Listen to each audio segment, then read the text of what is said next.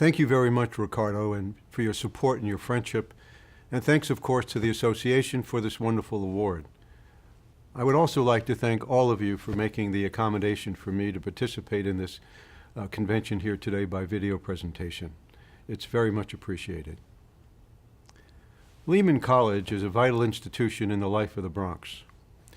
In his 2 decades of transformational leadership, Ricardo Fernández has done a masterful job of moving Lehman into a new technological era and preparing thousands of young people for life in a global society. Once upon a time, I was one of those young people, a kid from the Bronx, whose life was changed by a tour of duty in the Army, the power of a public university, the New York Telephone Company, and the most life-changing event of all, marrying my childhood sweetheart, who has been my partner, my touchstone, and my rock for as long as I can remember. And she, too, is a graduate of Hunter College, which preceded Lehman College. By serving in the Army and working at New York Telephone, I had the opportunity to go to college. By going to college, I was able to build a career at New York Telephone and eventually Verizon. These experiences expanded my worldview, exposed me to diverse people and points of view, and motivated me to take advantage of the enormous opportunities I've been given. Most important, what I learned is that great institutions, like people, could have values, integrity, and a commitment to something bigger than themselves. In my years at Verizon, I had the honor of working for a great company during a period of historic change, driven by new technologies that disrupted everything we knew about our business. As leaders of state colleges and universities, you now face a similar challenge. And since, unlike you, I have the luxury of hindsight, I hope you will permit a few observations from a wily old CEO about how these leaders can use periods of technology disruption to create more effective, more relevant organizations. Needless to say, the biggest lessons aren't about technology at all. They're about culture. If you think about it, a student or employee of 2013 would have a very tough time recognizing either the college or the company I entered back in the 60s. No computers, no internet, no cell phones. Instead of being accessible on demand 24/7, knowledge resided with a small group of staff experts to be handed down from the top of the pyramid to the bottom. The business model was to sell more or less the same product to every consumer, or, in the case of the university, to present a standard curriculum to every student in the most efficient way possible, the motto of the industrial age that dominated most of the 20th century. That business model didn't really change in my company even when we began to adopt the tools of the information age, the internet, mobile technology, and high-speed computing. We did what most institutions do in the first wave of a technology revolution: do more of what we were already doing, but do it faster, cheaper, and more efficiently. No doubt we save money, but we continue to make decisions and relate to our customers and employees in the same way we've been doing for 100 years. But while we were busy automating our systems, technology was busy disrupting our culture. Digital technology was starting to free work from the boundaries of time, distance, and location. That began to turn the old management model on its head. All of a sudden, employees could access information 24/7. They could interact directly with anyone. There were no boundaries. They wanted to be free to solve problems in real time, not according to some official procedure or practice. And they figured out they can learn as much from one another as they did from the experts. All of this demanded a different kind of leadership. We had to learn that the job of management wasn't to tell employees what to do, it was to empower them to do it themselves. We had to untether people from physical locations and adapt to technology that was mobile, social, and always on. It probably took us a decade or more to move our culture in this direction of this new logic, but eventually old silos and hierarchies started to break down and a new model started to take hold. We use social media to communicate more directly with customers.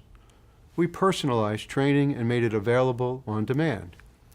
We use tablets and cell phones to enable our mobile workforce.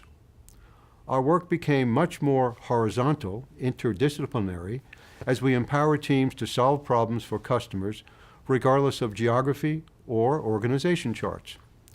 Most of all, we learned a new way to manage. Less prescriptive, more collaborative. Less vertical, more horizontal. Only when we combine the power of technology with the ingenuity of our people were we able to truly begin the process of reinventing our culture. Now, I tell you all of this because it seems to me that higher education is at an inflection point when it comes to technology adoption. For the most part, you've wired your classrooms, digitized your libraries, and connected your dormitories. Through the magic of massively open online courses, you're using the internet to leverage your intellectual capital beyond the campus walls. Your students are coming to your classrooms with more computing power in their smartphones and a broader view of the world than clearly existed at Lehman College in the 1960s. In a lot of ways, the technology genie is out of the bottle. In others, the basic model for university education could still be catching up. Just as employees come to Verizon today with totally new expectations and experiences, the students you'll encounter in the future will interact with your institutions in a fundamentally different way. Over the next decade, only 1/3 of them will fit the standard pattern of a 4-year degree program. The majority will be part of a more mobile, fluid population of students whose experience of college will transcend the traditional model. The journal EDUCAUSE recently published a list of the top 10 IT issues for universities. And with few exceptions, they're not so much about technical issues as they are about strategy, problem solving, and culture. How can technology be used to improve student outcomes? Create a more open learning environment. Make you more agile and flexible. Change the business model to fit a mobile society. Create closer links to businesses and jobs. So the challenge for all of you is to integrate technology into your vision of a university transformed for a new age. What will that model look like? Frankly, there are no pat answers. Now in business, we try to cast a wide net, learn from the best and borrow best practices from successful companies, regardless of what industry they're in. What we find is that the broader our view of the world and the more expansive our network connections, the more understanding we have of how to use technology to solve problems and create new cultural norms in our company. This is where you have a big advantage. You have the brightest minds on the planet coming together at your schools and universities every single day. You have the millennial generation right there in your classrooms, for whom the culture of the internet is as natural as breathing.